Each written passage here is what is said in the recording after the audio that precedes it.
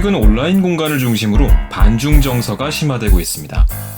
지난 몇 년간 계속된 중국 정부의 강경한 대외 행보의 영향도 있겠지만 중국발 글로벌 팬데믹인 코로나19와도 관련이 있을 수 있습니다. 그렇다면 우리나라 사람들의 중국에 대한 인식은 어떻게 변화해 왔을까요? 한국리서치의 국가감정온도 정기조사에 따르면 2021년도 상반기 기준 중국에 대한 평가는 100점 만점에 평균 26.4점으로 북한, 미국, 일본과 비교했을 때 가장 낮게 나타납니다. 다만 이처럼 설문 데이터만을 살펴보았을 때는 중국에 대한 부정적 정서가 완만하게 증가해 왔을 뿐 코로나19가 반중 정서에 획기적인 영향을 주었다고 보기는 어려웠는데요. 그러나 설문조사에서 태도에 대해 응답할 때와 실제 행동 사이에는 조금 차이가 있을 수 있습니다.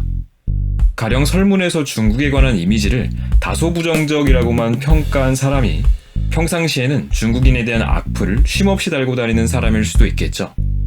대부분의 사람들에게는 사회적으로 민감한 주제에 대한 설문조사에서 자신의 솔직한 의견을 말하기보다는 좀 더 순화해서 표현하거나 아예 솔직하게 응답하지 않는 사회적 바람직성 편향이 존재하기 때문입니다. 온라인 뉴스 포털의 댓글란은 유저가 작성한 댓글들의 이력을 추적 조사할 수 있고 익명화되어 있다 보니 유저들 역시 자신의 의견을 숨김없이 작성한다는 특징이 있습니다. 과연 코로나를 경험하며 중국에 대한 사람들의 온라인 행동은 어떻게 달라졌을까요? 분석을 위해 우리나라의 인접 국가인 중국과 일본 관련 키워드를 제목에 포함한 기사들을 수집했습니다. 그 후 포털뉴스와의 매칭을 통해 최종적으로 약 3만 5천 건의 기사를 선택했죠. 해당 기사들의 댓글을 작성한 유저들 중 네이버 다음 각각 약 1,500명씩 총 3,000명 정도 유저들의 댓글 이력을 확보했는데요. 이번 주제에 대한 답을 찾기 위해서는 인종차별 발언 혹은 혐오 발언을 어떻게 측정할 것이냐가 문제였습니다. 다행히 기술적 발전 덕분에 우리는 텍스트에 포함된 다양한 측면들을 효과적으로 측정할 수 있었습니다.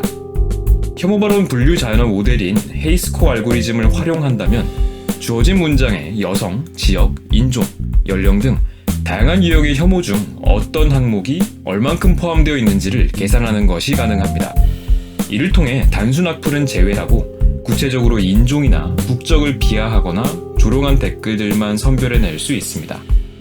분석 결과 코로나 국내 유입이 시작된 2020년 1월 마지막 주차 이전의 중국 혐오 발언 비율은 평균 25.5%였지만 그 이후 약 1년 반 동안은 평균 28.3%로 유의미하게 증가했습니다.